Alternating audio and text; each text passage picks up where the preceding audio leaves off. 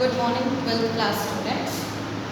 Today we are going to continue with the same chapter, chapter number 3, current and electricity. Basically, this is the last topic that we deal with, electric cell. Now what is electric cell? Electric cell is a device in which chemical reaction take place, and due to that chemical reaction charges are created and they continuously give you the supply. So what is actually electric cell? Electric cell are a device which give charges due to chemical reaction. Okay, electric cell एक तरह का ऐसा device है जो कि chemical reaction की वजह से चार्जेस क्रिएट करता है। ये चीज़ हम लोगों ने केमिस्ट्री में भी पढ़ी है कि जब कभी कोई केमिकल रिएक्शन प्रिवेल होता है तो पॉजिटिव और नेगेटिव आयंस क्रिएट होते हैं। तो द सेम फिनोमेना और fundamental is being used in electric cell. Now electric cell is what? It is a basic source of direct current. दो तरह के करंट्स होते हैं हमारे आस पढ़ने के लिए। एक होता है डायरेक्ट करंट और एक होता है alternating current, DC and AC. Basically जब हम बात करते हैं इलेक्ट्रिक सेल की, तो इलेक्ट्रिक सेल एक ऐसा सोर्स है जो कि हमें डायरेक्ट करंट प्रोवाइड करता है। ओके, इलेक्ट्रिक सेल की यदि हम बात करें तो there are two types of electric cell, one which you called as primary cell and another one which you called as secondary cell. Okay, primary cell की यदि हम बात करें तो primary cell वो सेल होते हैं जिनको आप सिर्फ एक बार इस्तेमाल करते हैं और फिर वो यूजलेस हो जाते हैं। मतलब जितना भी उनके अंदर केमिकल होता है वो पूरा केमिकल रिएक्शन प्रोवाइड करते हैं जिनसे चार्जेस बनते हैं और वो एक बार में यूज होता है। तो that means an electric cell which is being used only for once, it is once used, then it is called as primary cell. Secondary cell थोड़े डिफरेंट होते हैं, जैसे हमारे मोबाइल की बैटरीज वगैरह या बैटरी एक्यूमुलेटर हम बोलते हैं। सेकेंडरी सेल वो होते हैं जो रिचार्जेबल सेल्स होते हैं। रिचार्जेबल सेल जो होते हैं वो बेसिकली एक बार केमिकल रिएक्शन करते हैं और फिर उसके बाद धीरे धीरे जब उनकी केमिकल कैपेसिटी कम हो जाती है तो उन्हें आप फिर से रिचार्ज कर सकते हैं। तो they give charges and they again can be charge again and they again ready for giving you more charges. तो this is basically a rechargeable cell जिसे हम सेकेंडरी सेल कहते हैं। जब हम बात करते हैं सेल की, तो सेल का आविष्कार अलेक्जेंड्रो वोल्टा ने किया था। इसलिए जो सबसे पहला सेल बनाया गया था वो बनाया गया था वोल्टाइक सेल। वोल्टाइक सेल में सल्फ्यूरिक एसिड को लिया गया था और दो तरह के इलेक्ट्रोड्स थे। किसी भी सेल में यदि हम बात करें तो a cell contains a liquid in it. इस लिक्विड या एक्वा सॉल्यूशन को हम इलेक्ट्रोलाइट कहते हैं एंड जो रॉड्स जिनसे चार्जेस प्रिवेल करते हैं या निकलते हैं ये कहलाए जाते हैं इलेक्ट्रोड्स। तो एक इलेक्ट्रोड में पॉजिटिव चार्जेस भरते हैं और एक इलेक्ट्रोड में नेगेटिव चार्जेस कंटेन करते हैं। तो एक तरफ आपको पॉजिटिव चार्जेस मिलते हैं और एक तरफ negative due to the reaction created by the ions. So basically जब हम सेल की बात करते हैं तो एक सेल जो है, a cell is a particular concept which give you charges due to this chemical reaction. दो तरह के हमारे पास सेल्स होते हैं, एक प्राइमरी सेल और एक secondary cell. Okay, now coming to the next part of the cell कि सेल किस तरह वर्क करता है। तो we should know two different terms to understand what is actually a cell and what all its phenomena stands for. So basically जब हम बात करते हैं तो यहाँ पर हमारे पास दो तरह की चीज़ें होती हैं। एक जिसे हम कहते हैं EMF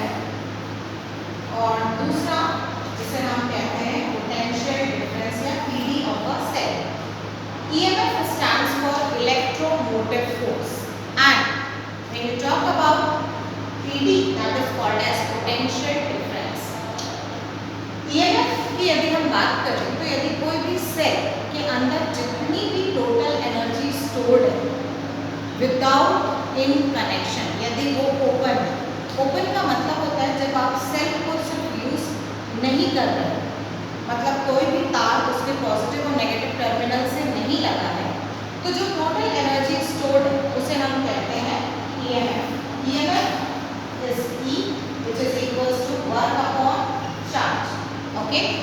Now because it is also a potential, so when you talk about a potential, so it is also calculated in volt.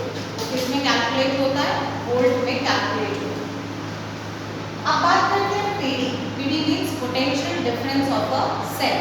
Potential difference की यदि हम बात करें तो पोटेंशियल डिफरेंस का मतलब होता है एक ऐसा वोल्टेज प्रोवाइड करना सेल जो देता है जब आप सेल को क्लोज करते हो। क्लोज करना मतलब जब आप एक सेल को पॉजिटिव और नेगेटिव चार्जेस से जोड़ देते हो और आप कोई टॉय चला रहे हो या कोई बल्ब चला रहे हो, when you are using that energy, whatever potential is coming out from the cell, that is called as potential difference of a cell.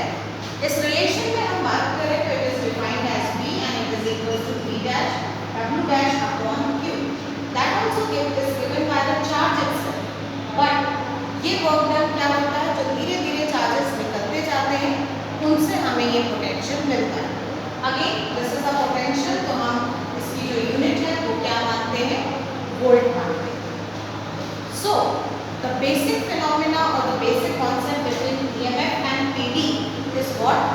EMF is the total stored energy inside the cell without being used, and potential difference is also the potential, is also the total electric potential, but when the cell is being used. जब आप नहीं use करते हो तो आपको total energy EMF के नाम पे मिलती है, इलेक्ट्रोमोटिव फोर्स, और जब आप उसे यूज करते हो तो वो कहलाया जाता है पोटेंशियल डिफरेंस, जिसे आप कहते हैं PD. Clear? Both the things are the same and they are being used. Okay? So this is actually your cell basic phenomenon. Now you come to internal resistance of a cell. Internal resistance का मतलब होता है एक ऐसा resistance जो cell के अंदर जो भी इलेक्ट्रोड है, जो भी इलेक्ट्रोलाइट है, इनकी वजह से जो ऑपोजिशन किसी करंट को मिलती है वो कहलाया जाता है आपका इंटरनल रेजिस्टेंस. इंटरनल रेजिस्टेंस की यदि हम बात करें तो internal resistance of a cell is the basic resistance of a cell. Conceptually यदि हम बात करते हैं तो हर एक सेल को यदि आप डिफाइन करते हैं तो हर एक सेल में एक EMF होता है और उसका इंटरनल रेजिस्टेंस होता है. EMF को हम कैपिटल E से बताते हैं एंड इंटरनल रेजिस्टेंस को हम स्मॉल r से कन्फाइन करते हैं. नाउ इलेक्ट्रिकल कॉन्सेप्ट में यदि हम बात करते हैं तो इंटरनल रेजिस्टेंस जो है वो चार बातों पर निर्भर करता है. There are some few factors which are responsible for the internal resistance of a cell. सबसे पहले factors affecting internal resistance, IR. Okay, I am making it shorter for you. First one, the distance between the electrode. किसी भी cell के बीच का जो अंतर होता है, ये एक रॉड लगी, ये एक रॉड है, इसे हम इलेक्ट्रोड कहते हैं. इन दोनों इलेक्ट्रोड के बीच की जो दूरी होगी वो उस पर निर्भर करता है. That means distance between electrode. Electrode के बीच की यदि हम डिस्टेंस की बात करते हैं तो ये कहते हैं द रिलेशन इज दैट कि if there is more distance between the electrode then the internal resistance will be more. More the distance, more will be the resistance, or you can say internal resistance of a cell. Second one आते हैं, that is your relation or the factor what you called as amount of electrode which is dipped in a electrolyte. How much, or you can say amount of electrode dipped inside the electrolyte. किसी भी electrode की यदि हम बात करें तो कितने वो इलेक्ट्रोलाइट्स में डूबे हुए हैं, how much it has been submerged inside an electrolyte को उस पर निर्भर करता है। यदि हम बात करते हैं इलेक्ट्रोड्स की, तो इलेक्ट्रोड के कॉन्सेप्ट में ये बोला जाता है कि जब जितना ज़्यादा ये इलेक्ट्रोलाइट में डूबे हुए होंगे उतना कम उनका इंटरनल रेजिस्टेंस होगा। That means amount of electrode which are dipped in an electrolyte will reduce the internal resistance. Third is the concentration of electrolyte. आप जो भी केमिकल कॉन्सेप्ट ले रहे हैं वो केमिकल कॉन्सेप्ट या इलेक्ट्रोलाइट कितना कंसंट्रेटेड है, और इस कॉन्सेप्ट में हम ये बोलते हैं कि जितना ज़्यादा कंसंट्रेटेड इलेक्ट्रोलाइट होगा उतना ज़्यादा हमारा इंटरनल रेजिस्टेंस होगा। क्लियर? तो this is the third concept, concentration of electrolyte. Okay, now last factor is the temperature. Temperature of the cell. Temperature की बात उल्टी चलती है इसके साथ। If you increase the temperature of the cell, that means if a cell get heated up, then the internal resistance will be reduced. Internal resistance क्या हो जाएगा? कम हो जाएगा। So that is, if you increase the temperature, internal resistance of a cell gets reduced. Clear? So again we are coming to from the starting part. That is, what is electric cell? Electric cell is a device which creates charges, which create current due to the chemical reaction. And there are two types of electric cell, one which you called as primary cell, which is a cell which can be used only for once. सिर्फ एक बार आप उसका इस्तेमाल कर सकते हो और दोबारा उसका इस्तेमाल नहीं कर सकते। Secondary cells are the cells which are being used again and again, and they are also called as rechargeable cell, or they are called as accumulators. Clear?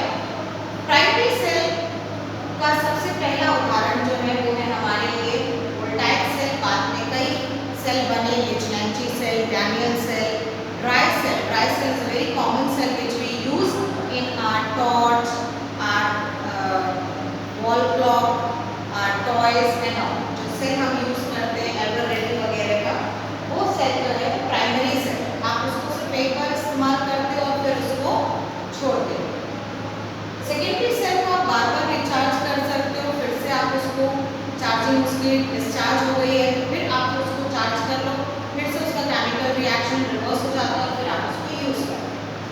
Cell के अंदर दो चीज़ें होती हैं, एक जिसे हम liquid part of the cell कहते हैं, इसे हम कहते हैं इलेक्ट्रोलाइट, और दूसरा जो होता है उसे हम कहते हैं electrode. Electrode are the rods which help to carry out the charges from the cell. That is called as electrode. इस कॉन्सेप्ट में दो चीजें होती हैं, एक जिसे हम कहते हैं EMF और potential difference. EMF is the total stored energy inside the cell when the circuit is open. That means it is not being connected with any wire. PD, potential difference of the cell, is a particular relation in which potential difference is get by when the charges are coming out from the cell when we are using that cell. The most important topic of this particular cell part is your internal resistance of a cell. A cell is always denoted by a box in which EMF is introduced and a small resistance is there. मतलब cell के पास अपना खुद का internal resistance होता है जो इस बात को डील करता है कि कितने चार्जेस उससे निकलेंगे। तो that opposition of charges being given by itself, given by the cell, is called as internal resistance. Now these internal resistance are being dependent on some few factors. First one, that is the distance between the electrode. कितनी किसी electrode के बीच की दूरी है, first one. Second, amount of electrode dipped inside an electrolyte. जो electrode है वो कितना इलेक्ट्रोलाइट के अंदर डूबे, जैसे जैसे रिएक्शन होता होता जाएगा, रिड्यूस होता जाएगा। तो जितना ज़्यादा वो रिड्यूस होता जाएगा, ये कहा जाता है कि if you had more electrode dipped in a particular electrolyte, तो उसका इंटरनल रेजिस्टेंस कम रहता है। जैसे जैसे इलेक्ट्रोलाइट का लेवल कम होता जाता है, तो वैसे ही कि वैसे उसकी जो इंटरनल रेजिस्टेंस है वो बढ़ता जाता है। कंसंट्रेशन ऑफ इलेक्ट्रोलाइट, आप कितना कंसंट्रेटेड इलेक्ट्रोलाइट ले रहे हैं, ये इस बात पर भी निर्भर करता है। If you take dilute acids, then the reaction will be little lesser and it will give you less amount of charges. So basically we are using some type of concentrated electrolytes. Last one is your temperature. Temperature को आप यदि बढ़ाओगे या किसी cell का temperature बढ़ता है, तो उसका इंटरनल रेजिस्टेंस कम होगा। So this is how these are the factors which are responsible for the internal resistance of a cell.